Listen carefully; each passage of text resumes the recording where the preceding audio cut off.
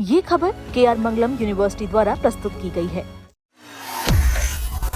अगर आप या आपके परिवार का कोई सदस्य अगले साल हज यात्रा पर जाने की तैयारी कर रहा है तो ये खबर आपके लिए बेहद महत्वपूर्ण है। केंद्र सरकार ने हज 2027 के लिए नई नीति का ऐलान कर दिया है और इसके साथ ही आवेदन प्रक्रिया भी शुरू कर दी है। इस बार सरकार का पूरा फोकस प्रक्रिया को पहले से ज्यादा आसान, डिजिटल और सुविधाजनक बनाने पर है। अल्पसंख्यक मामलों के मंत्रालय ने सोमवार को हज नीति 2027 जारी करते हुए देश भर के इच्छुक यात्रियों से आवेदन आमंत्रित किए हैं। सरकार का कहना है कि नई नीति का उद्देश्य हज यात्रियों को सुरक्षित, सम्मानजनक और बेहतर यात्रा अनुभव उपलब्ध कराना है। नई व्यवस्था के तहत अब आवेदन प्रक्रिया पूरी तरह डिजिटल होगी। इच्छुक लोग हज कमेटी ऑफ इंडिया के ऑनलाइन पोर्टल के जरिए आवेदन कर सकते हैं। इसके अलावा हज सुविधा मोबाइल ऐप के माध्यम से भी रजिस्ट्रेशन की सुविधा उपलब्ध कराई गई है।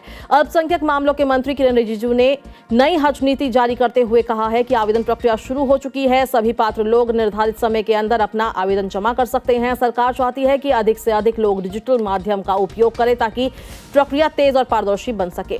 मंत्रालय के अनुसार पिछले कुछ वर्षों में हज यात्रा से जुड़ी सेवाओं में लगातार सुधार किया गया है। इसी दिशा में इस बार भी कई सुविधाओं को बरकरार रखा गया है जिन्हें यात्रियों से सकारात्मक प्रतिक्रिया मिली थी। नई हज नीति में उन सुविधाओं को जारी रखा गया है जो पिछले वर्ष शुरू की गई थी। इनमें मीना क्षेत्र में सोफा कम बेड की सुविधा प्रमुख है। इससे बुजुर्ग और लंबे सफर से थके यात्रियों को आराम मिल सकेगा। मक्का में बेहतर होटल व्यवस्था को भी इस बार जारी रखा गया है। सरकार का मानना है कि रहने की इच्छा व्यवस्था यात्रियों के अनुभव को और बेहतर बनाएगी और इसके अलावा कम समय वाले यात्रियों के लिए 20 दिन का शॉर्ट हज पैकेज भी उपलब्ध रहेगा। मंत्रालय का कहना है कि इन सुविधाओं का उद्देश्य यात्रियों की यात्रा को अधिक आरामदायक और व्यवस्थित बनाए रखना है और हर साल लाखों लोग हज यात्रा पर जाते हैं, इसलिए बेहतर प्रबंधन और आधुनिक सुविधाएं बेहद जरूरी है। नई नीति में सीटों के बंटवारे को लेकर भी स्पष्टता की गई है।